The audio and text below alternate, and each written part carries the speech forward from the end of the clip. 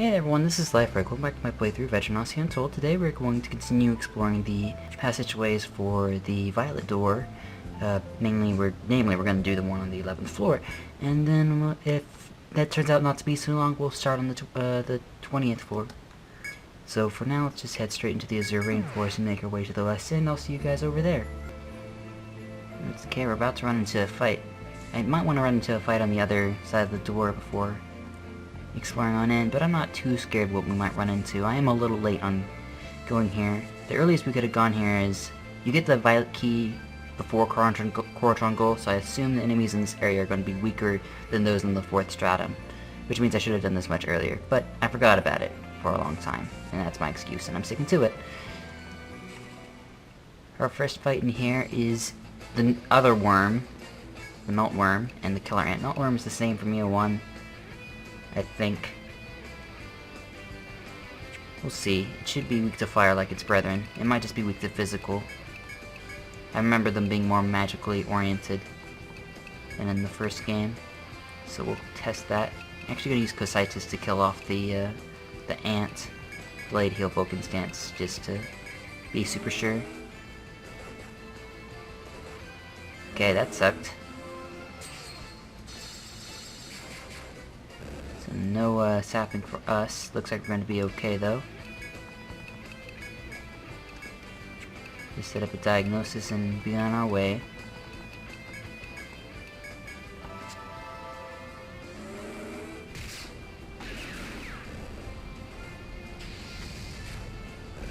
Yeah, there we go. Now, I was watching in one of my older episodes earlier today. It was EOU 25.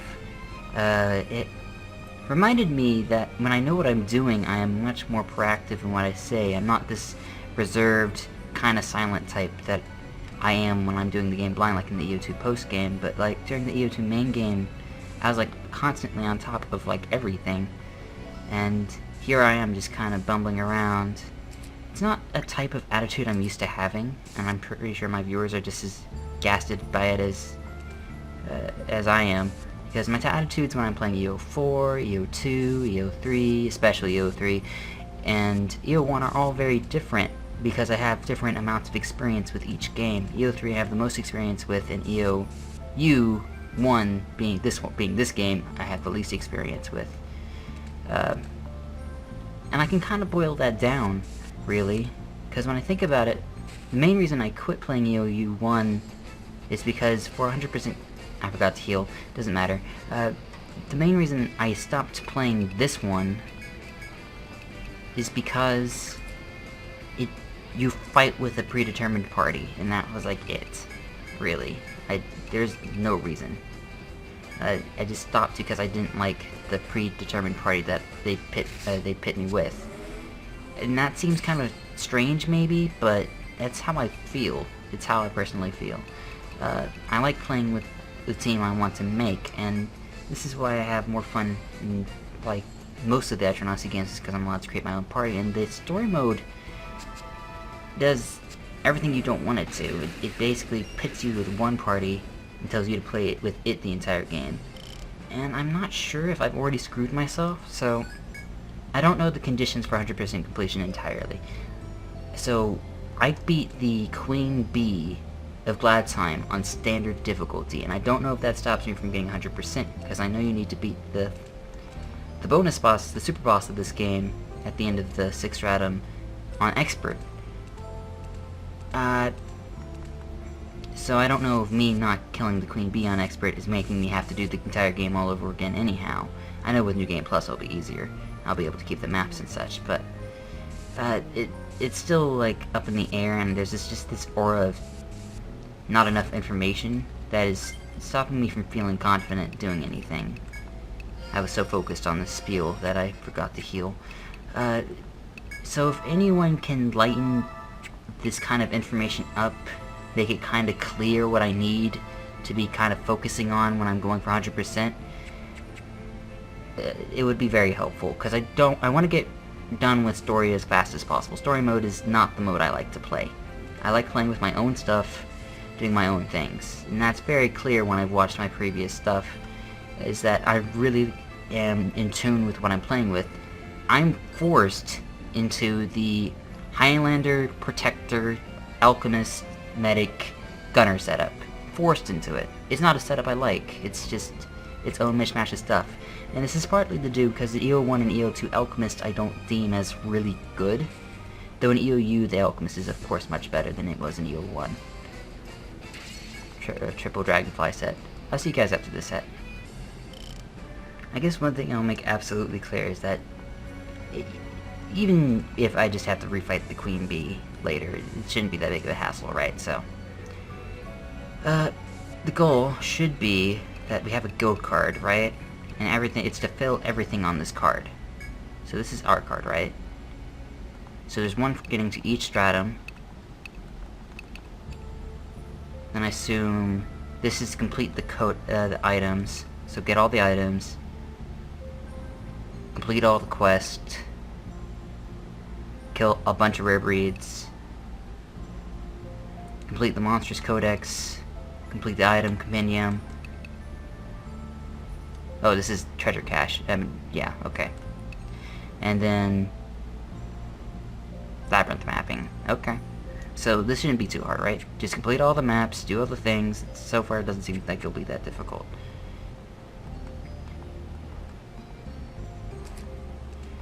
So, yeah, just criteria for 100%. All I need really is the criteria for 100% and to know whether I've already messed it up or not. And that should get me on the right track and get me focused on really what I want to do. Another thing, and I'll be honest about this, is that EOU 1 this is probably the hardest I've done, of anything I've done so far. I do attribute this mainly to the party that I'm using being something I didn't want to toy with in the first place, but kind of forced myself to toy into, the Vulcan stance strategy. It's bothersome, you know? So, in EO 1 I used Dark Hunter, the Sword Dark Hunter, and I thought that was really cool. And I did the main game without using Immunize, and I thought that was cool. And I used a Hexer in the main party, which no one else ever did, right? Those are all things that I'm really proud of when I did the EO1 LP. And I can't do that in story modes of the EOU games because they give you a fixed party and everyone's going to be doing the same thing. It's really disheartening, to say the least, but it's something that really, really irritates me, like to no end. I don't know if there's any point in time where I'm supposed to get over that, but it really does bother me. It really does bother me to use the set party. It really does bother me that I'm going to have to mess with Valerie a lot, in the bar a lot. It really does bother me, because these are all traits of EO1 that I didn't like, was the bar. But at least being able to use my own party was awesome. But now in this game, it's like, now both the bar and the party are something I have to work with that I didn't really want to. So it's just, you know, once we get to doing Classic in this game, because I'm pretty sure I need to do both modes for 100%, I'll be a lot happier. But for now, just know I'm going to be kind of gloomy. Hopefully I'll be more cheery and know what I'm doing once we start up a Classic run. Even if most of the maps are going to already be done and stuff. This floor jump is nice to have. And yes, we do go back to the primitive jungle. I wonder if they'll give me the floor jump here. It doesn't really matter if they give me the floor jump here. Okay. So, yeah, we can go back now. That's fine. Turn to the 11th floor via the floor jump. One cool thing, I guess, about this game is the floor jump mechanic makes it very easy for them to shortcut back to places we've already been. Alright, we got choices. Got the stairs behind me that don't do anything yet. We have some pain floors, and we got FOEs. So we don't know what the FOE is until we can see it visibly. And right now it seems to be patrolling a path. This doesn't lead anywhere. Okay. Okay, so we're back on Kernanos' floor. Let's actually respawned. What is that? A bear? No, that's an Armoth. Okay.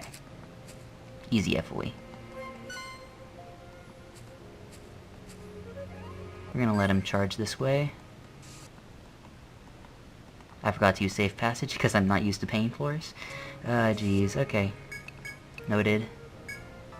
I'll go ahead and put up a safe passage so I don't have to waste TP like that again. Looks like this definitely was easy to avoid. Not much here. Let's just quickly get on to the next area, eh? We got stairs going up again, okay. We're not going back down into the rainforest. And there doesn't seem to be anything else up here. Check for events? No. Alright. Easy peasy. Alright, that wasn't too difficult at all.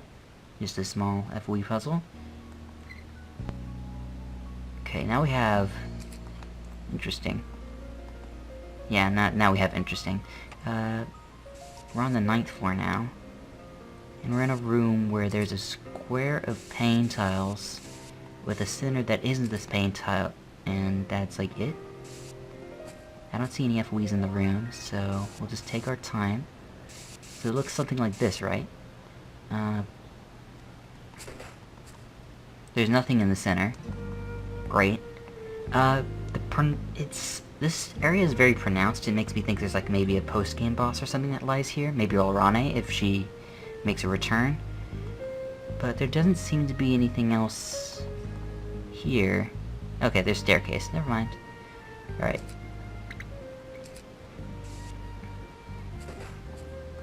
Interesting. This is probably Olrane's spawn point. Makes me, at least I think it would be. It really looks like when an area is this pronounced, it just screams, hey, there's a boss here later. But, or maybe it's just fancy design. But to me, it's suspicious. Because I played Eternasi before, and usually things that are that pronounced just spell, hey, there's a thing here. Okay. Okay, we're back to seeing where the conga line from before. Let me see. Okay, no floor jump here. Okay. The floor jump is very picky about you having completed the area already. You don't need all the floor jumps anyhow, but it's nice to have. Okay, all these MOAs are facing south, and then they're all gonna face west, and then they're all gonna... Okay. So this shouldn't be too difficult. We just wait for a favorable cycle. Or we could pick them off one by one, but that's not my goal. Really? I mean... It is this easy now, isn't it?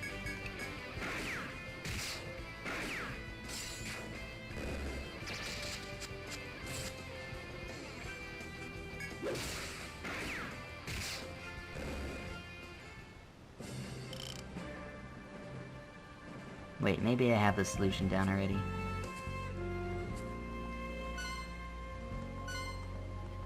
Well, we'll just call these MOAs losers and be on our way, I guess.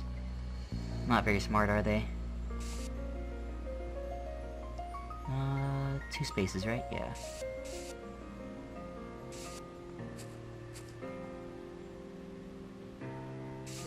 Pretty easy.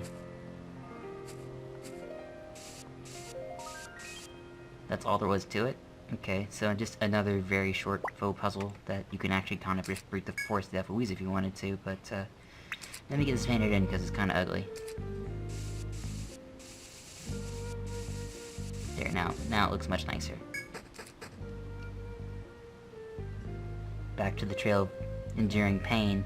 Now I know why this floor is called the Trail of Pain. Yeah, there's...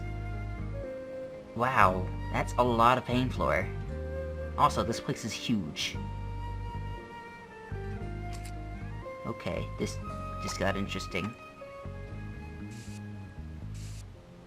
So, Olrane is either in that spot I mentioned earlier, or she's here. Weird. Okay, it's just a sea of pain floors and FOEs. This isn't hard at all. Thankfully we have safe passage to mitigate a ton of damage for us.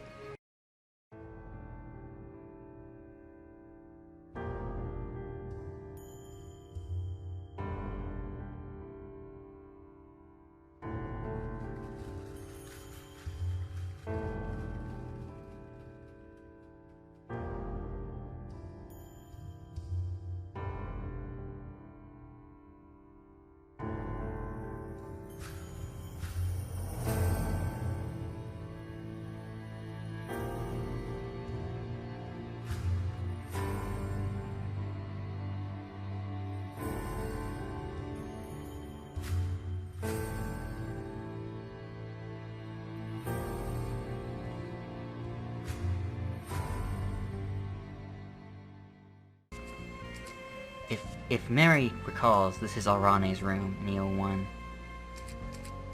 Let's see if it's still Alrane's room in EOU1.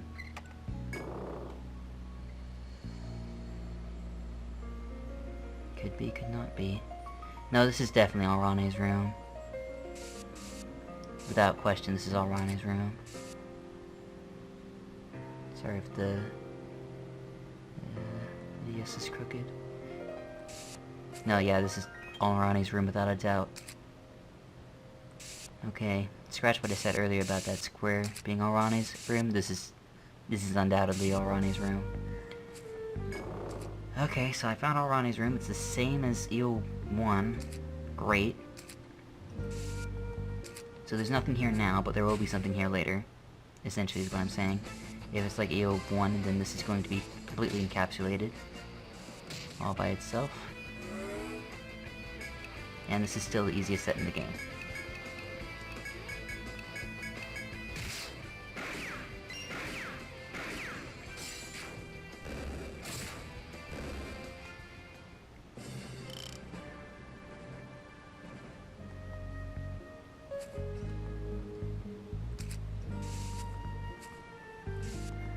I wonder if the spotted patterns are the same as EO1.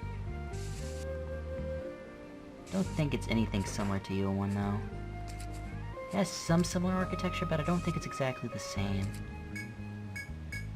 This place is huge. Like, quite literally, it's huge. So, I'm going to kind of explore the rest of it off screen, and we'll do stuff later, okay? Okay, so there's a treasure chest over here in the upper right corner, which contains a divine gift, which is nice, because that'll give me extra experience on the fight that I use it on.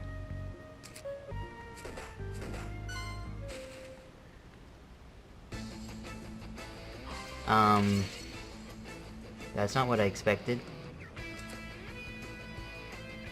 Okay then. Right. That happened. It took a bit of time, but I did eventually walk this all out and systematically fill in all the pan tiles, and that's it, I think. Yeah, that's all I'm gonna do for today. Okay, the last pilot door is... this one has 2 chests in it. These chests contain...